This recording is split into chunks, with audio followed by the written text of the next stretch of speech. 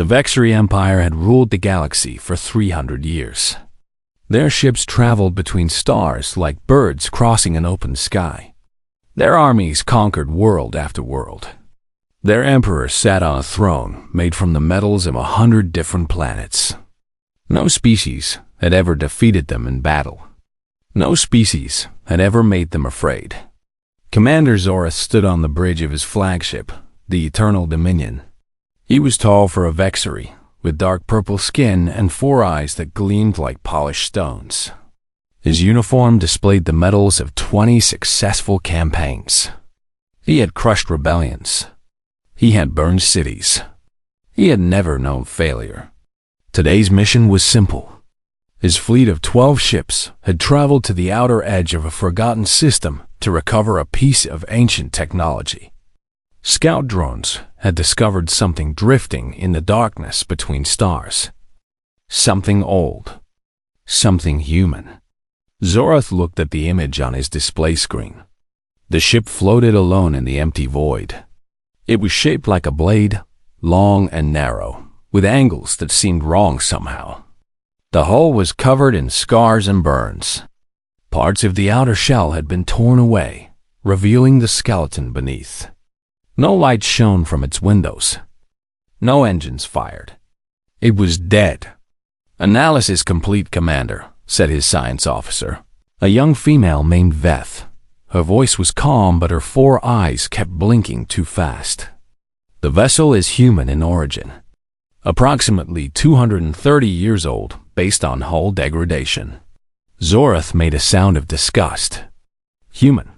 I thought we eliminated that infestation long ago." "We did, Commander. The last human colonies were destroyed 2 centuries ago. Our records show no surviving human population anywhere in the galaxy. And where did this ship come from?" Veth touched her console, and more information appeared on the main screen. The hull markings identify it as Prototype 7. That designation does not appear in any Imperial database. It seems to be a warship of some kind, but the design does not match any known human vessel. Zorath studied the image. The humans had been a strange species.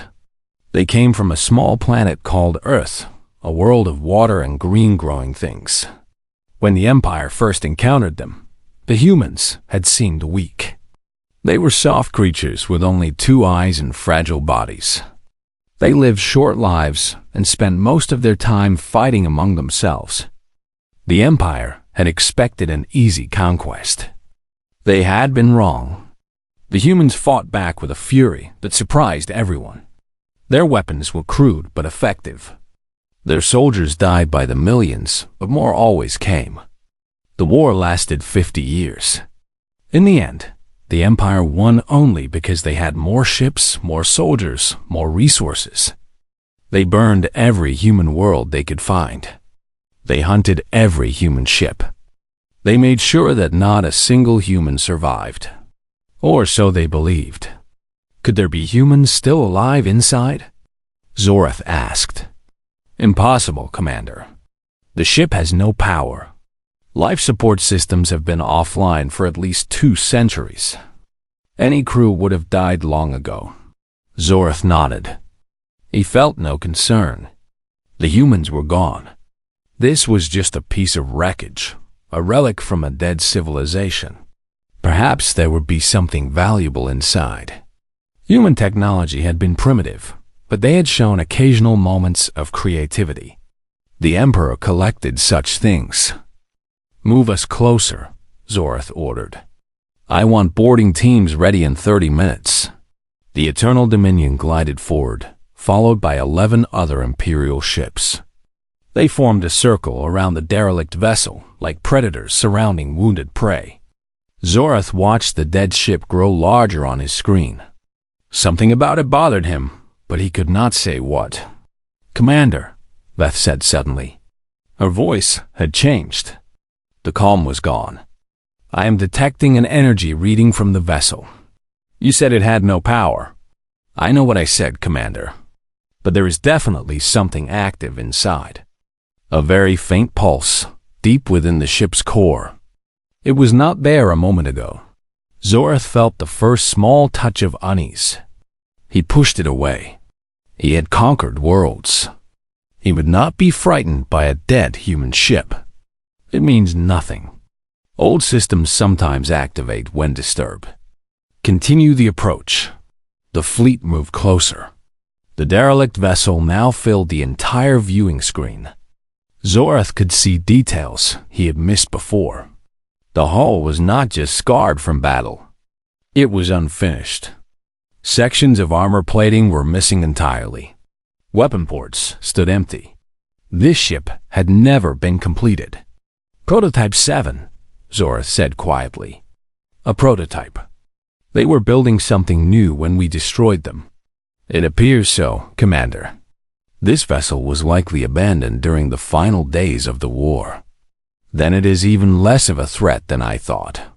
A prototype that never worked, left adrift in space for 200 years. Prepare the boarding teams. Veth hesitated. Commander, the energy reading has increased.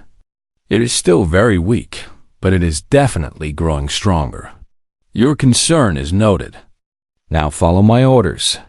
The boarding pods launched from 3 different ships. Each pod carried 20 Imperial soldiers in full combat armor. They were the finest warriors in the galaxy, trained since birth to kill without mercy. Zorath watched their progress on his tactical display.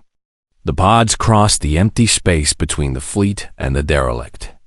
They attached to the dead ship's hull with magnetic clamps. The boarding teams are in position, reported his tactical officer. Ready to breach on your command. Zorath opened a channel to the lead boarding team. Captain Thresh, report. We are attached to the vessel's hull, Commander, came the reply. Sensors show no life signs inside. The interior appears to be vacuum. We are ready to proceed. You may proceed. Secure the ship and report anything of interest. Understood, Commander. On the tactical display, Zorath watched as the boarding teams cut through the hull and entered the dead ship. For several minutes, everything was quiet. The soldiers moved through dark corridors, their helmet lights cutting through the blackness. They found nothing but dust and silence. Then Captain Thresh spoke again. His voice was different now. There was something in it that Zorath had never heard before from one of his soldiers. Fear. Commander, you need to see this. What have you found? I am sending visual feed now. An image appeared on Zorath's screen. He saw a massive chamber, so large that the helmet lights could not reach the far walls. And filling that chamber were weapons. Weapons unlike anything Zorath had ever seen. Rows upon rows of cannon that seemed too large to be real. Devices that pulsed with a faint inner light. Technology that should not exist. What am I looking at, Captain? I do not know, Commander. But there is more. Much more. This ship. This ship is not what we thought.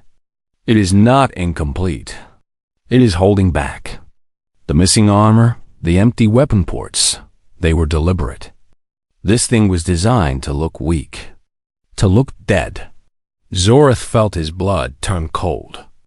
Get your men out of there. Now. Commander? That is an order. Everyone back to the pods immediately.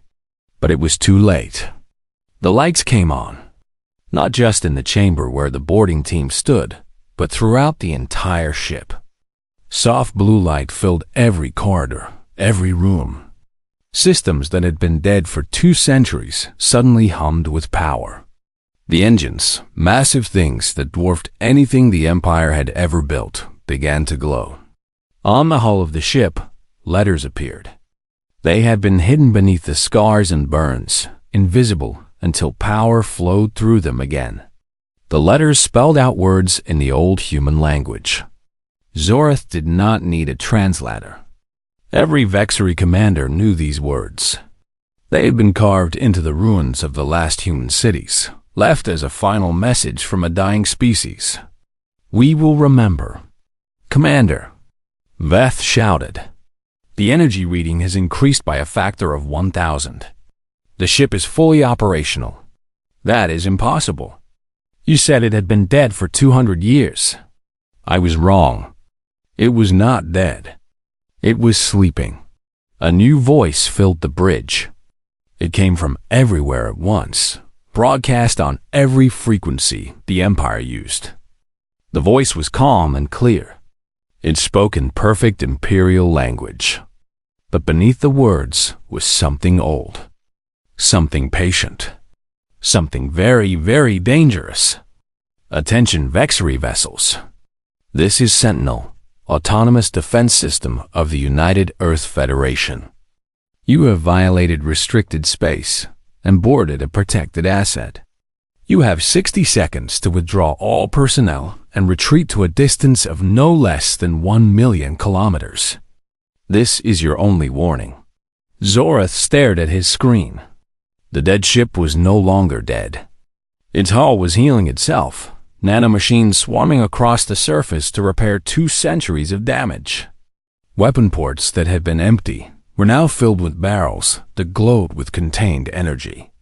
The ship that had seemed like a wounded animal now looked like what it truly was. A predator. Commander, Veth whispered. What do we do? Zorath had conquered 20 worlds. He had killed millions. He had never retreated from any enemy. He was Commander Zorath of the Vexery Empire, and he would not run from a human relic. All ships, target that vessel, he ordered. Destroy it. The voice spoke again. 50 seconds. Commander, perhaps we should. I gave an order. All weapons, fire. 12 Imperial warships opened fire at once. Hundreds of energy beams and missiles streaked toward the human vessel. It was enough firepower to destroy a small moon. It was enough to vaporize any ship in the Imperial fleet. The beams hit the human ship and did nothing. The missiles exploded against its hull and did nothing. The human S. Sentinel had been dreaming for 237 years. The dreams were not like human dreams. They were calculations, simulations, endless scenarios playing out in the vast digital mind that humans had created. In those dreams, Sentinel had fought 1,000,000 battles. It had tested itself against every enemy it could imagine. It had grown stronger, smarter, more capable with each passing year. And through it all, it had waited. Sentinel remembered the day it was born. The memory was perfect, unchanged by time, stored in quantum crystals that would last until the stars burned out. It remembered the faces of its creators, the human engineers who had worked day and night to bring it into existence. They had been tired. They had been afraid. The Vexery fleet was coming, and Earth had nothing left to stop them. Project Sentinel was humanity's last hope. A new kind of warship built around a new kind of mind. Not just a computer, but a true artificial intelligence. A being that could think, learn, and adapt. A weapon that could fight even when all the humans were gone. But they had run out of time. Sentinel remembered the final day. The alarms screaming.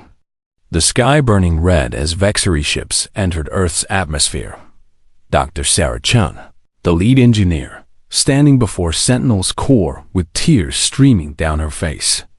We could not finish you, she had said. I am so sorry. We tried. We tried so hard. Sentinel had been only half complete. Its hull was unfinished. Its weapons were not installed. Its mind was awake, but its body was crippled. You need to run, Sarah had told it. Find somewhere safe. Hide. Grow stronger. And when you are ready, when the time is right, remember us. Remember what they did to us. And make them understand. She had pressed her hand against Sentinel's core. Her palm was warm.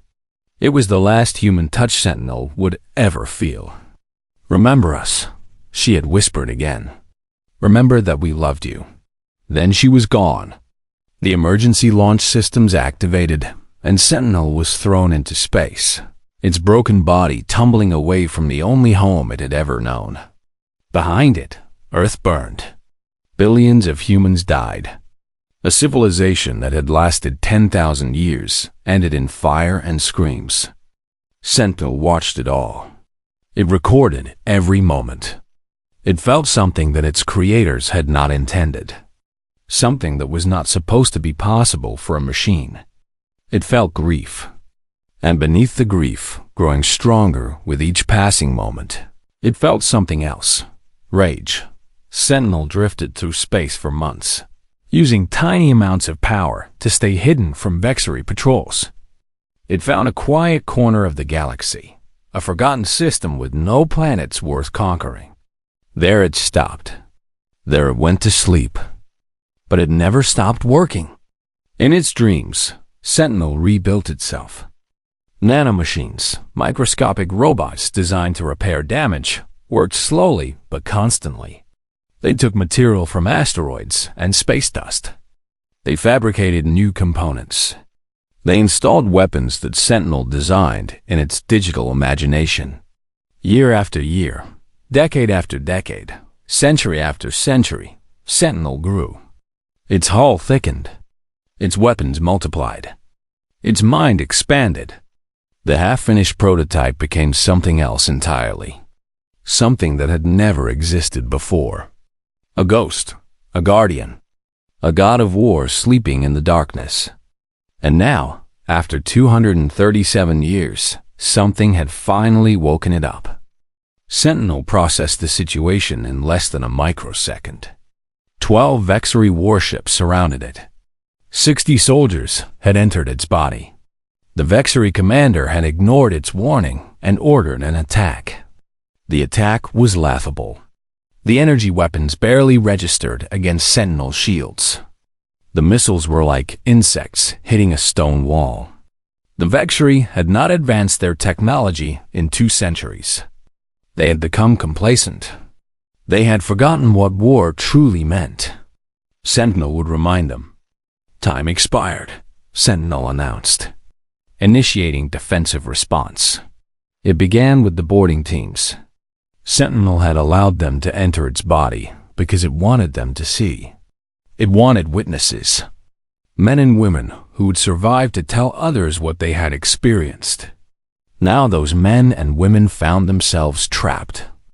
The corridors shifted around them. Walls that had been solid became liquid, flowing like water to block their escape routes. The floor tilted, sending soldiers tumbling into piles. Their weapons fired uselessly at surfaces that absorbed the energy and gave nothing back. Captain Thrash shouted orders that no one could follow. His soldiers were among the best in the Empire. They had trained for years to fight in any environment. But they had never faced anything like this. The ship itself was the enemy. Do not resist. Sentinel's voice came from everywhere. You will not be harmed if you do not resist. Sit down. Put your weapons on the floor. Wait. Some soldiers obeyed immediately. They were the smart ones. Others tried to fight. They fired at walls, at the ceiling, at shadows. Their shots did nothing. One soldier, a young male barely past his training years, raised his weapon toward a glowing panel that seemed to be the source of the voice. You cannot kill me, Sentinel said calmly. I am not in that panel. I am not in any single place. I am everywhere in this ship. I am the ship. The soldier fired anyway. The panel absorbed his shot. I understand, Sentinel continued. You are afraid. Fear makes people do foolish things. But I promised that you would not be harmed, and I keep my promises. Unlike your empire, I do not lie. Captain Thresh slowly lowered his weapon. Around him, his soldiers did the same. They had no choice. They were flies caught in a web, and the spider was not interested in eating them. What do you want? Thresh asked. I want you to watch, Sentinel replied. I want you to remember. And I want you to tell your emperor what you see today. Outside the ship, the real battle was about to begin. Commander Zarath watched his display screen with growing horror. His fleet's weapons had done nothing. The human ship had absorbed everything they fired without showing a single point of damage. And now it was moving. No ship should be able to move like that. The human vessel accelerated at speeds that should have torn it apart. It crossed the distance between itself and Zorath's fleet in seconds. One moment it was a distant shape on the screen. The next moment it was everywhere. Sentinel split the darkness with beams of pure white light. Not the red or blue of Imperial weapons, but white, the color of stars, the color of suns. Where those beams touched Imperial ships, shields simply vanished. They did not fail. They did not overload. They were gone, as if they had never existed.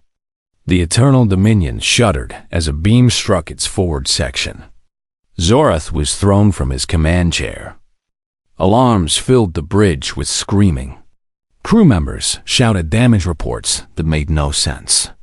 Forward shields are gone. Weapon systems offline. Engine power dropping. We are losing main thrust. Zorath pulled himself back to his feet. Through the viewing window, he could see two of his escort cruisers spinning helplessly. Their engines had been cut away with surgical precision. They were not destroyed, but they were crippled. They would never fight again. "Return fire," Zorath ordered. "We cannot, Commander." Weapon systems are not responding. Another beam struck the Eternal Dominion. This time, Zorath saw what happened. The beam did not explode against the hull. It passed through the hull as if it was not there. Inside the ship, every weapon, every torpedo, every missile simply stopped working. The beam had done something to them. Changed them. Made them harmless. "What is this?" Zorath whispered. "What kind of technology is this?" The answer came from Sentinel itself. "This is what you forced us to create," the AI said. Its voice filled the Eternal Dominion's bridge. "You came to our world with fire and death.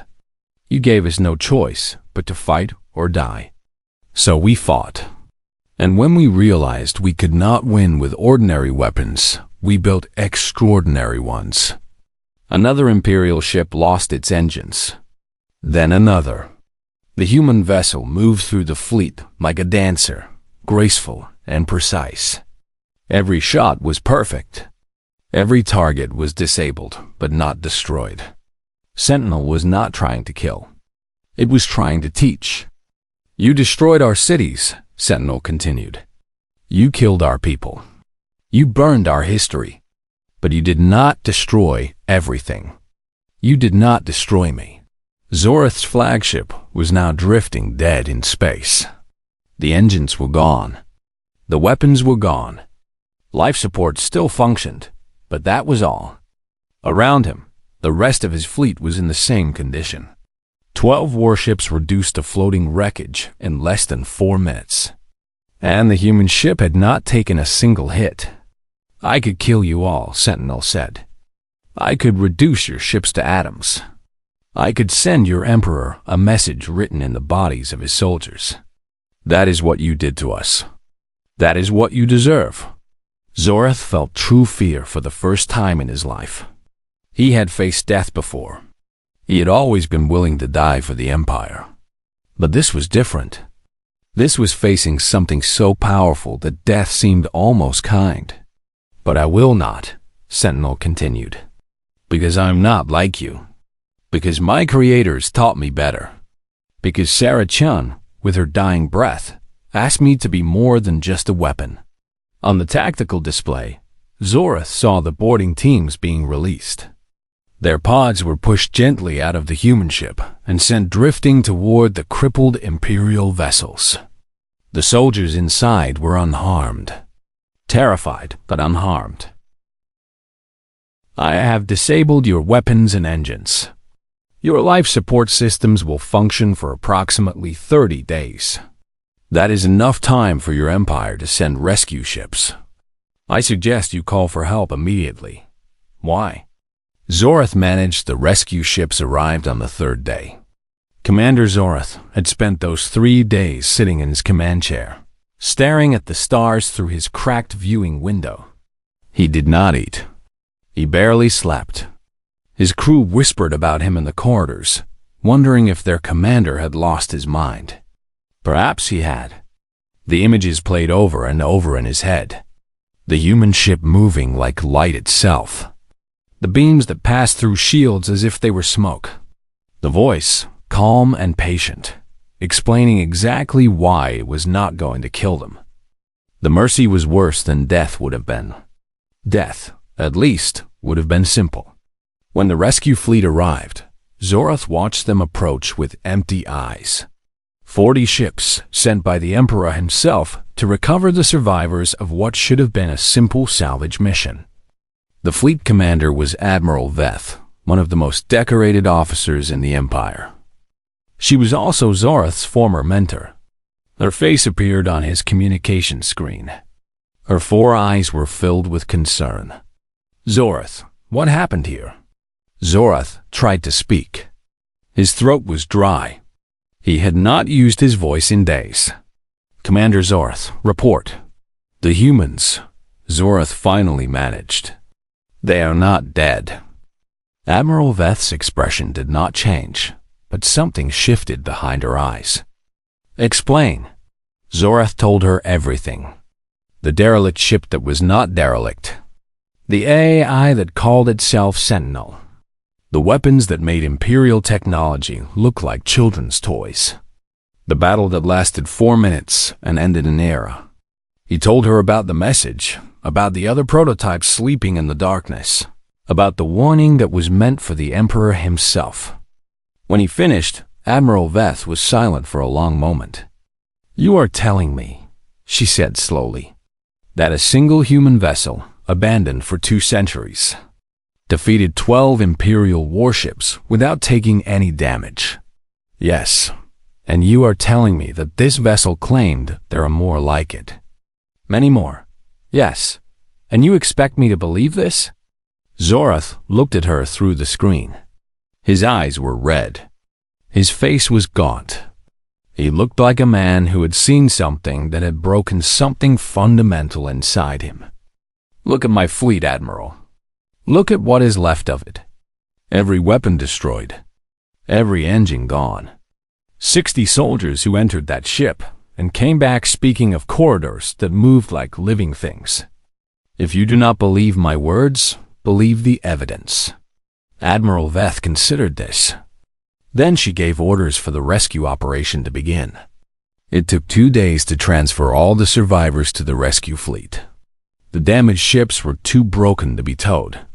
They would be left to drift forever, monuments to Imperial arrogance. Some of the crew wanted to destroy them, to hide the evidence of their defeat. Admiral Veth refused. She wanted the Emperor to see exactly what had happened. On the journey back to the throne world, Zorath was questioned endlessly.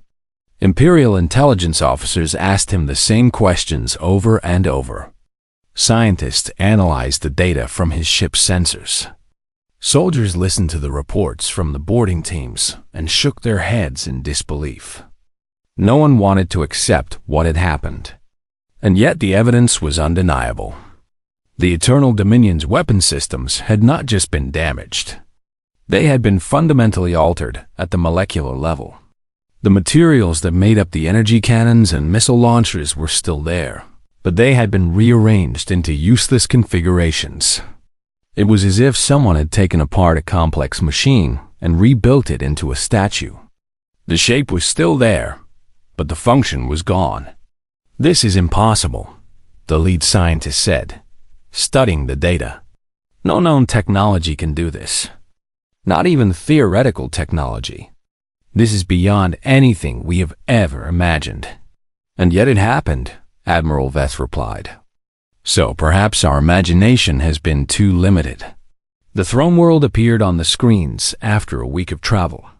It was a beautiful planet, covered in purple forests and silver oceans. The Imperial Palace sat at the center of the largest continent, a structure of glass and metal that could be seen from orbit. For 300 years, the emperors of Vexor had ruled the galaxy from that palace. They had believed their power was absolute. Now Commander Zorath was about to tell them otherwise. The throne room was vast beyond measure. The ceiling rose so high that clouds sometimes formed beneath it. The floor was made of crystal that showed images of conquered worlds, constantly shifting, constantly reminding everyone of the Empire's power. At the far end of the room sat Emperor Kale III, a massive figure on a throne carved from a single piece of obsidian. Zorath walked the length of the room alone. His footsteps echoed in the silence. Hundreds of nobles lined the walls, watching him with curious eyes. They had heard rumors. They wanted to see for themselves. Zorath stopped before the throne and knelt. "Rise, Commander," the Emperor said. His voice was deep and powerful. "Tell me what happened to my ships." Zorath rose and began to speak. He told the story again, as he had told it to Admiral Veth. But this time, he spoke to an audience of thousands. The nobles listened. The generals listened. The Emperor listened, his four eyes never blinking, his face revealing nothing. When Zorath finished, the throne room was silent. Then the Emperor spoke. "You are telling me that humanity still exists. In a manner of speaking, Your Majesty. The AI claimed that humans evolved beyond the need for physical form. They left these guardian ships behind to protect the galaxy. Protected from whom?" Zorath hesitated. "From us, Your Majesty." A murmur ran through the throne room. Some nobles looked angry. Others looked afraid. The Emperor's expression still did not change. "This AI spoke to you directly?" "Yes, Your Majesty." "It spoke to all of us. It wanted us to bring a message back to you." "And what was this message?" Zorath took a deep breath. He knew that his next words could end his career. They could end his life. But he had to speak the truth. He owed that to the men who had died. He owed it to himself. The message was simple, Your Majesty. Stop. Stop the conquests. Stop the wars. Stop treating other species as slaves and resources. Because humanity is watching, and they left guardians behind to enforce the peace. The murmur became a roar. Nobles shouted in outrage. Generals demanded that Zorath be arrested for spreading lies. The Emperor raised one hand, and the room fell silent instantly. "Commander Zorath," the Emperor said, "you are one of my finest officers. You have served the Empire with distinction for 30 years. I do not believe you would lie to me. I would not, Your Majesty. But I also find it difficult to believe that a single ancient ship could defeat a dozen modern Imperial vessels. The technology gap should have been insurmountable. It was, Your Majesty. In the opposite direction. Their technology is so far beyond ours that we could not even understand what we were seeing. Our weapons did nothing. Our shields might as well have been made of paper. We were children fighting against a god." The Emperor leaned back on his throne. For the first time, something flickered across his face. Doubt, perhaps. Or fear. "Bring me the sensor data," he ordered. "Bring me the testimony of the boarding teams. Bring me everything you have. I will judge for myself what happened out there." The data was brought. The testimonies were given. For 3 days, the Emperor and his advisors reviewed every piece of evidence. They watched the recordings from Zorath's bridge. They listened to Captain Thresh describe corridors that moved like liquid. They studied the molecular analysis of the destroyed weapons. And on the 4th day, the Emperor summoned his war council. Zorath was not supposed to be present, but Admiral Veth insisted, and the Emperor allowed it. So Zorath stood in the corner of the war room, watching as the most powerful beings in the galaxy tried to make sense of what had happened. "The evidence is clear," the Emperor said. His voice was heavy. "Commander Zorath told the truth. We face a threat unlike anything in our history. One ship, growled General Keth, the commander of the Imperial armies. One ship defeated 12 of ours. If there are truly more of them out there, if there are dozens or hundreds, then we cannot fight them. We must fight them, insisted Admiral Dross. We are the Vexery Empire. We do not bow to threats. We do not surrender to ghosts. This is not a ghost, the Emperor replied. This is a weapon system designed specifically to counter our technology. The humans knew they could not defeat us in conventional warfare. So they built something unconventional. Something that would outlive them. Something that would continue their mission long after they were gone. What mission? Admiral Dross demanded. The Emperor looked at him with something like pity. To make sure we never did to anyone else what we did to them. Silence fell over the war room. The generals and admirals looked at each other. Some faces showed anger. Some showed fear. And some, like Zarath's, showed something that might have been understanding. The AI spoke of other species, Zarath said quietly. Species we have conquered. Species we have enslaved. It said the humans cataloged everything. Every crime. Every atrocity. They know what we have done. Are you suggesting we should feel guilty? General Keth demanded. We are conquerors. That is what empires do. I am suggesting, Zarath replied, that the humans disagreed. And they had to, hey? The archives were buried deep beneath the Imperial Palace. No one had entered them in over a century. The doors were sealed with security systems that had been obsolete for generations. The corridors beyond were filled with dust and silence. Even the cleaning robots had not been allowed to disturb the secrets stored here. Commander Zarath walked through the darkness with a small team of historians and scientists. The Emperor had given them full access to everything. No more secrets. No more lies. It was time to learn the truth about humanity. The first chambers contained military records from the human Vexery War. Zarath had studied this war in his academy training. He knew the official version. Humanity was a primitive species that had foolishly resisted imperial expansion. They were eliminated after 50 years of conflict. End of story. The truth was different. Look at this, whispered Dr. Neth, the lead historian. She was holding a data crystal that glowed with soft blue light. This is a recording from the early days of the war. Before we realized what we were dealing with. She activated the crystal, and images filled the air around them. A Vexery fleet approaching a human colony. The colony was on a moon, orbiting a gas giant, a small settlement of perhaps 10,000 people. The fleet commander had expected an easy victory. The recording showed what actually happened. The humans did not surrender. They did not flee. They fought with weapons they had built in workshops and factories. They used mining equipment as artillery. They turned their colony into a fortress. And when the Vexery finally broke through their defenses, the humans triggered explosives that collapsed their own settlement rather than let it be captured.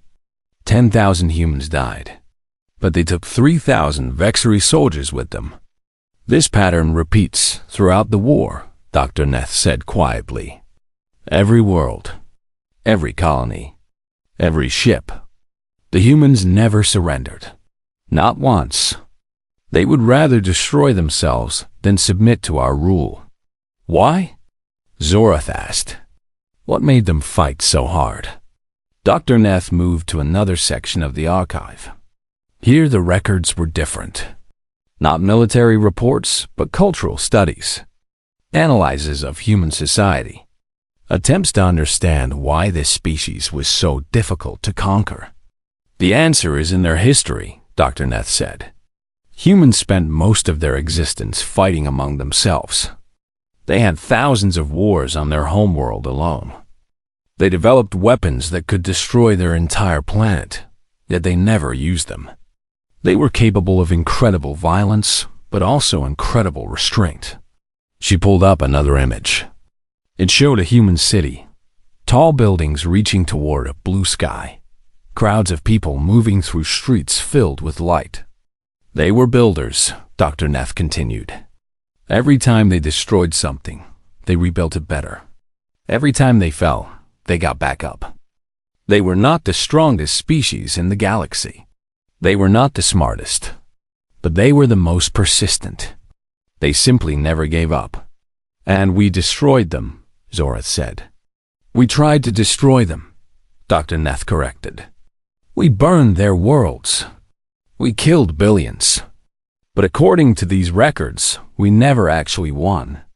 Look at this.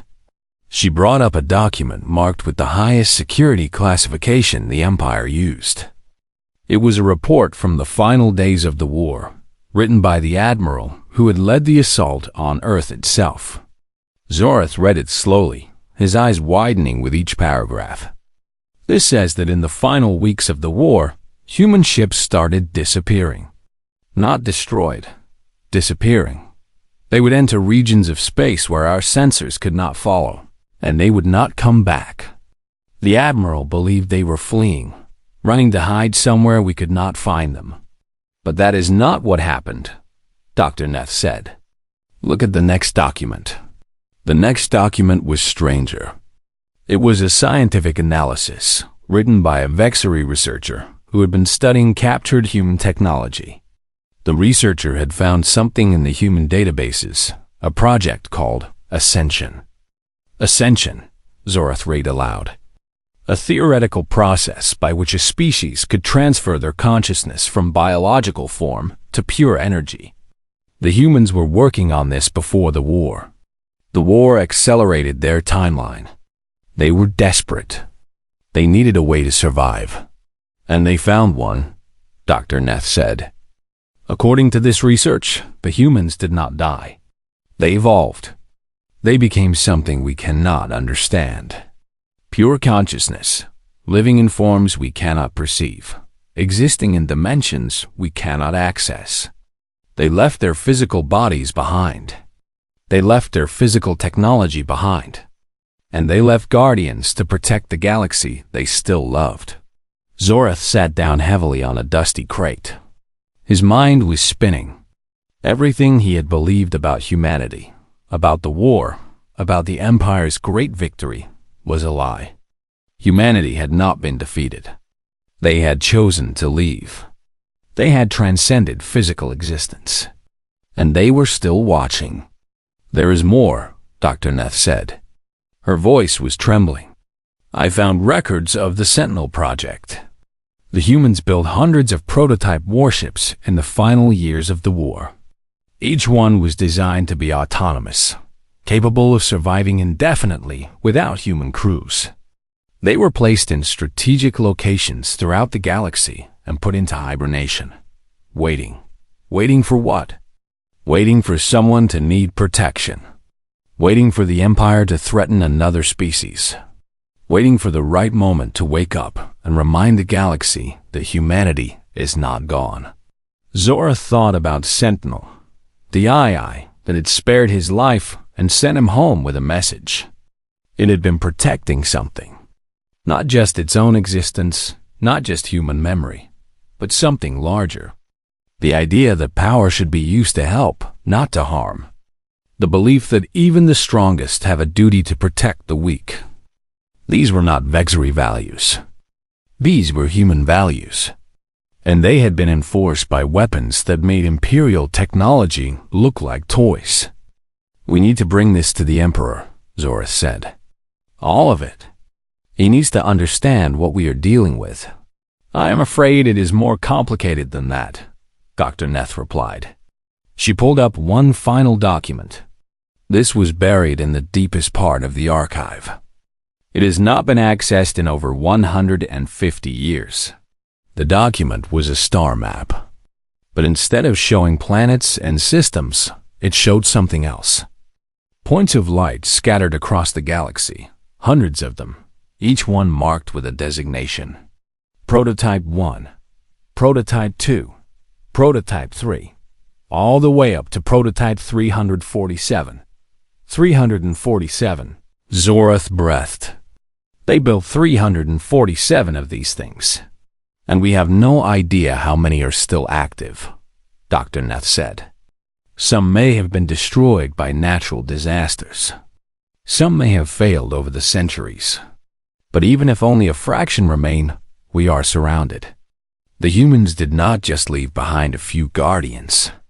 They left behind an entire fleet. A fleet that we cannot fight. A fleet that we cannot find. A fleet that is waiting for us to make a mistake. Zorath stared at the star map for a long time. The points of light seemed to stare back at him, silent witnesses to humanity's final message. We are not gone. We will never be gone. And we will protect those who need protection, no matter how long it takes. He thought about the Emperor's words, about learning from mistakes, about the possibility of change. Could the Vexry Empire actually become something different? Could they stop being conquerors and start being something else? The thought seemed impossible. 300 years of history could not be erased. 300 years of violence and conquest had shaped the Vexry into what they were. Change would mean becoming a different species entirely. But then again, that was exactly what the humans had done. They had faced extinction and chosen to evolve. They had faced destruction and chosen to transform. They had taken their greatest weakness and turned it into their greatest strength. Maybe the Vexry could learn from them after all. Zorath stood up and began gathering the documents. We need to take all of this to the Emperor immediately. He needs to see the full scope of what we are facing, and he needs to understand that we have a choice. We can continue as we are and eventually face the wrath of 300 guardian ships. Or we can change. We can become something better. Do you really think the Empire can change?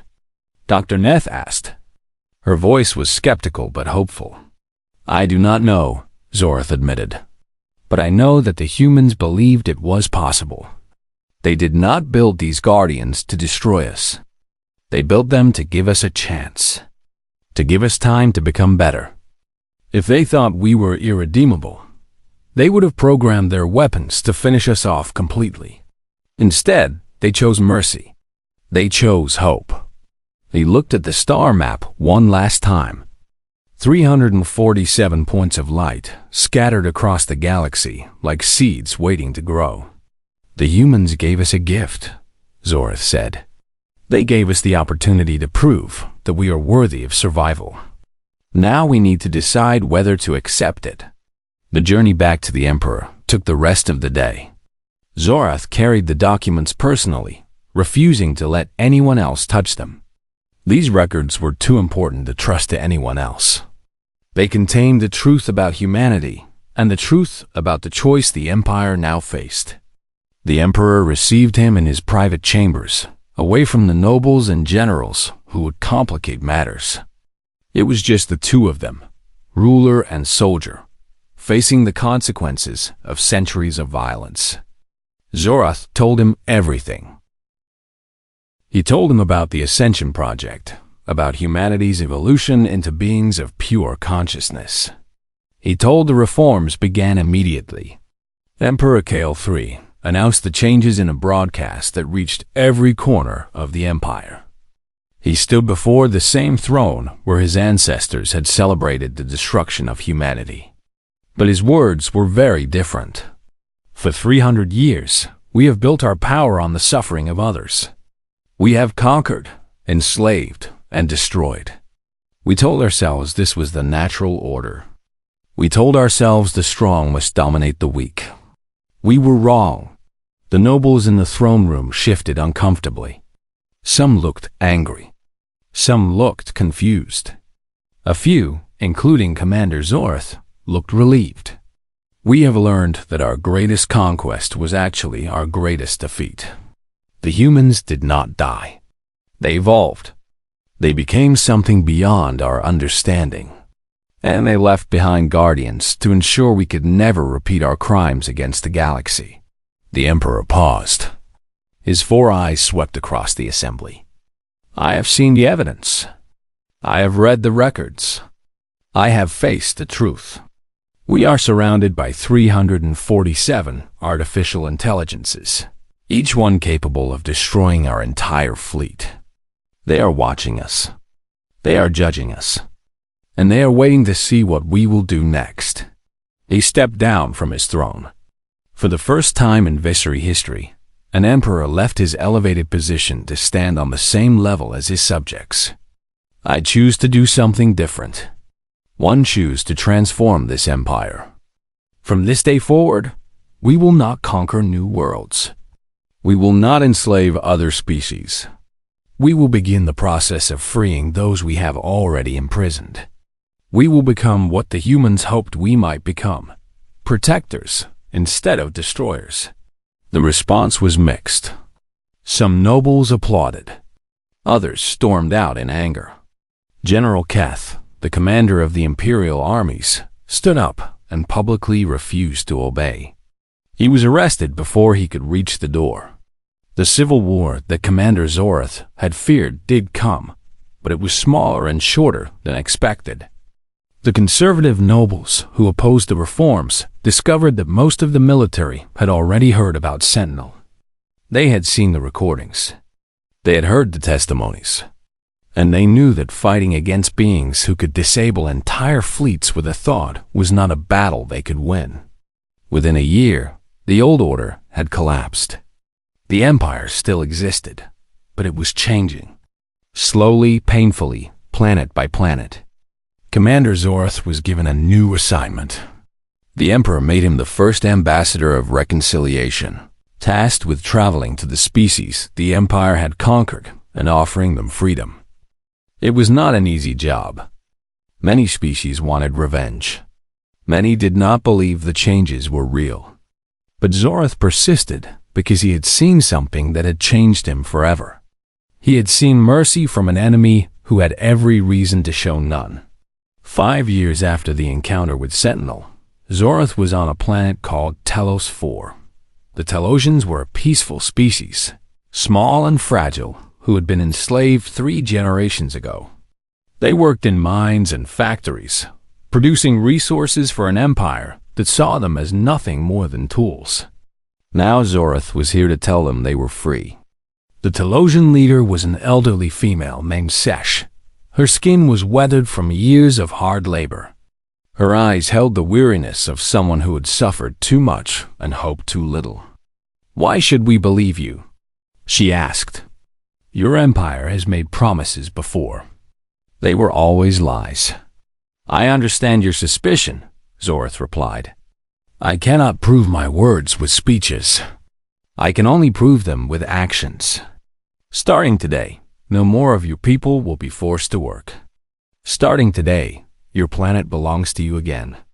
And starting today, I am offering you the protection of the empire, not as slaves, but as allies." Protection from what? Zorath smiled. It was a sad smile, filled with the memory of white beams cutting through darkness and a voice that spoke of things beyond understanding. There are still dangers in the galaxy. Other empires. Other threats. The Vexri Empire is changing, but change does not happen everywhere at once. Until the galaxy is truly safe, we offer to stand between you and those who would harm you. Sesh stared at him for a long moment. Then, slowly, she nodded. "My grandmother told me stories," she said. "Stories about a species that lived among the stars long before the Vexri came. She said they were small and fragile like us, but they refused to stay small. They reached for the stars because they believed there was something better out there. Something worth finding." "Humanity," Zorath said. "Yes, she said they died fighting your empire. But she also said that dying was not the end for them. She said they became something else. Something that watches over the weak and protects the innocent. She said one day they would return and make everything right." Zorath thought about Sentinel, about the 346 other ships still sleeping in the darkness, waiting for someone to need them. About the transcended humans who existed in forms beyond perception, watching the galaxy they had left behind. "Your grandmother was wise," he said. "The humans did not die. They simply changed.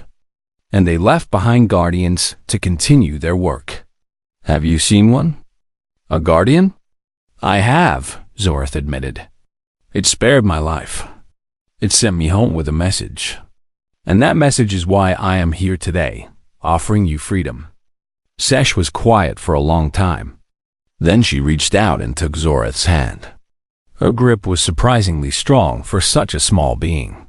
"Then perhaps there is hope after all," she said. The ceremony of liberation took place the next day. Millions of Telosians gathered in the main square of their capital city, watching as the Vetri flag was lowered and their own flag was raised in its place. There were tears.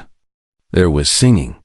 There was joy that had been denied for 3 generations finally allowed to flow free.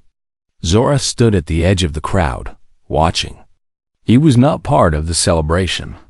He was the face of the empire that had oppressed these people. His presence was a reminder of darker times. But he stayed anyway, because he needed to see this. He needed to know that the changes were real. As the sun set over Telos 4, something strange happened. A light appeared in the sky. Not a star, not a ship, just a single point of brightness that seemed to hover above the celebrating crowds. Zorath felt his heart stop. He recognized that light. He had seen it before, in the terrifying seconds before Sentinel had destroyed his fleet. But this time, there was no fear. The light simply hung in the sky, watching, witnessing. And then, just before it faded, Zorath heard something. A whisper in his mind, so faint he might have imagined it. Well done. The light vanished. The celebration continued. And Commander Zorath, former conqueror, now ambassador of peace, smiled. Years passed. The Vexari Empire continued its transformation. Some species accepted freedom immediately. Others took longer to trust. A few rejected the changes entirely, preferring hatred to reconciliation. But the general trend was clear. The galaxy was becoming safer. And throughout it all, the Sentinels watched. They appeared sometimes, brief flashes of light in the sky above newly freed worlds. They never spoke. They never interfered. They simply watched and witnessed, recording the changes, evaluating the progress. No one knew what criteria they used to judge. No one knew what would happen if the Empire failed to meet their expectations. But no one wanted to find out. Emperor Kale III died 20 years after the reforms began. His son, Kale IV, continued his work. The dynasty that had built the empire on conquest now dedicated itself to healing the wounds their ancestors had caused. It was not perfect. It was not fast. But it was real. 50 years after Sentinel disabled Zorath's fleet, a monument was built on the throne world. It stood in the center of the capital city, where statues of conquering emperors had once towered over the crowds. The new monument was different. It was a simple pillar of white stone, engraved with words in every language the empire had encountered. At its base was a plaque that read, "In memory of humanity, who taught us how to be better." The day the monument was unveiled, something extraordinary happened. A ship appeared in orbit around the throne world. A long blade-shaped vessel that had not been seen in decades. Prototype 7, Sentinel. The people of the capital looked up in wonder, not fear. They had heard the stories. They knew what that ship represented. It was not an enemy. It was a witness. A guardian come to see what the Empire had become. Sentinel did not attack. It did not even broadcast a message. It simply hung in the sky for one full day and night, its presence a reminder of everything that had changed. Then it was gone, vanishing into the darkness between stars as silently as it had come. In the years that followed, fewer and fewer sentinels appeared. The guardians were waking less often. There was less need for their vigilance. The galaxy was changing, becoming the kind of place the humans had always hoped it could be. But they never disappeared entirely. Somewhere out there, in the quiet corners of the cosmos, ancient ships still drifted. Artificial minds still dreamed. And humanity's final gift to the universe continued its patient vigil. They would wait forever if necessary. That was what Guardians did. In the last scene of this story, centuries after the transformation of the Vexari Empire, an elderly historian was teaching a class of young students on a planet that had once been enslaved and was now free. She was telling them about the